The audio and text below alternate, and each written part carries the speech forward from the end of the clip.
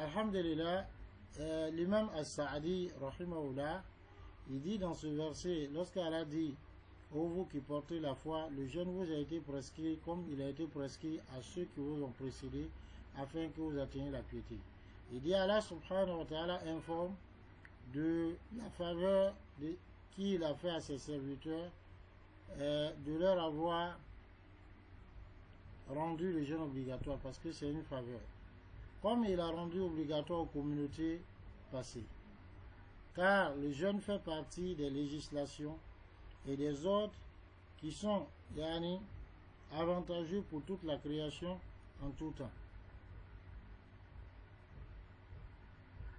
Et il y a en cela, alors, Tanshitun li hadhihi al-umma, il y a en cela un encouragement et un dévouement pour cette communauté. C'est-à-dire que il vous convient de vous surpasser, de vous concurrencer, les gens qui sont autres que vous, fi takmil al-amal, dans la perfection des actions, et de vous dépêcher vers les bonnes qualités et les vertus. Et en fait, c'est de montrer que le jeûne ne fait pas partie des actions qui pèsent lourd, qui sont pénibles. Lesquelles actions avec lesquelles vous avez été spécialisé. C'est-à-dire que Allah ne vous a pas spécifié, vous, pour pouvoir supporter quelque chose à travers le jeûne, pour pouvoir supporter ce que les autres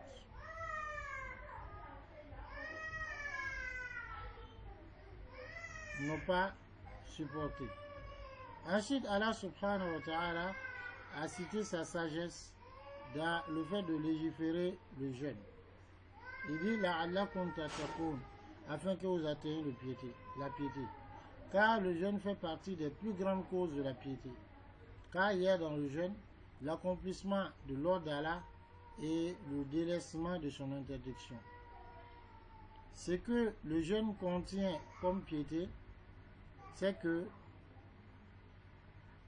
le jeûneur laisse ce qu'Allah lui a interdit, comme manger et boire, rapport sexuel et autres, lesquelles choses vers lesquelles son âme s'incline, vers lesquelles son âme est tournée. Et tout ceci, il le fait pour pouvoir se rapprocher d'Allah subhanahu wa ta'ala.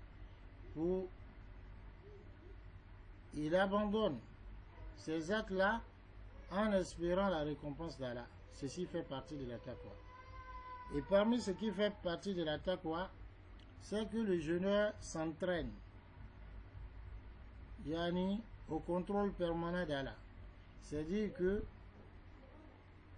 il se dit partout où il est, Allah le voit, Allah l'observe. Donc il devait craindre Allah subhanahu wa ta'ala. Comment il fait cela? Il délaisse ce que son âme désire, alors qu'il a la force et la possibilité de le faire, mais ceci parce qu'il sait qu'Allah subhanahu wa ta'ala l'observe, le voit. Parmi les choses qui font partie de la crainte d'Allah, c'est que le jeûne, alors, coince, il restreint les voies par lesquelles le diable atteint l'homme. Parce que le diable coule dans le corps de l'être humain à la manière de son sang.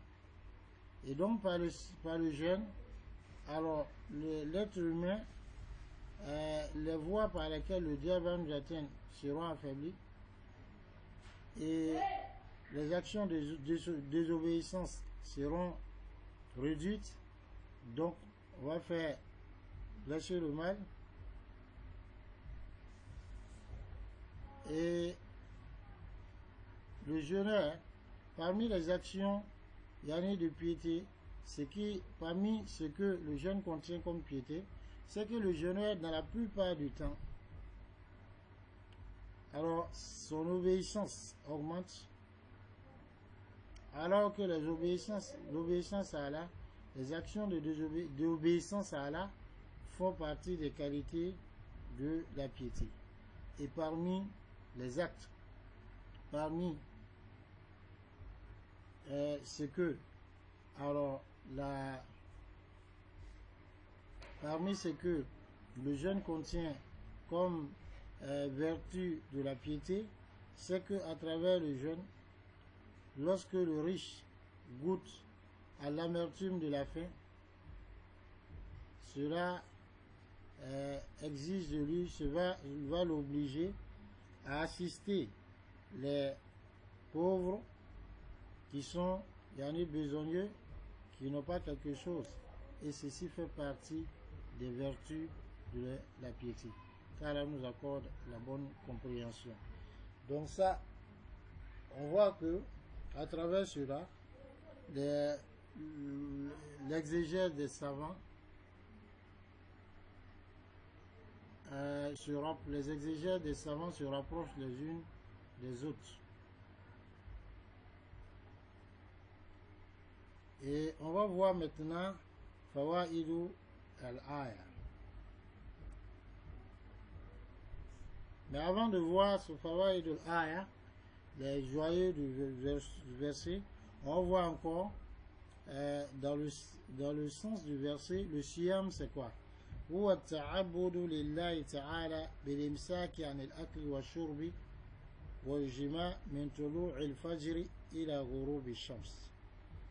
C'est-à-dire, quand on dit as-siyam, le jeûne, l'oratem dans la langue, c'est l'imsak, l'abstention, le fait de s'abstenir de faire quelque chose. Mais dans la législation, c'est at-ta'abbudu lillah, c'est de consacrer l'adoration à Allah subhanahu wa ta'ala, bilimsaki anil akli, en s'abstenant de manger, de boire, d'avoir des rapports sexuels et tous les autres actes qui annulent le jeûne. Min tulu'il fajri, depuis l'apparition de l'aube, ila ghurubi shams, jusqu'au coucher du soleil. Donc, il y a dans la définition du jeûne le fait que c'est un acte d'adoration qu'on consacre à Allah subhanahu wa ta'ala. Et donc ce n'est pas un régime ou une habitude. Deuxième des choses, il y a des actes qu'il faut laisser et des comportements qu'il faut pouvoir laisser. Et le jeûne se fait ou alors se pratique dans un intervalle de temps qui va de l'apparition de l'aube au coucher du soleil. Car Allah nous accorde la bonne compréhension. Ça, c'est ce qui concerne le sens du verset. Assalamu alaikum wa rahmatullah wa barakatuh.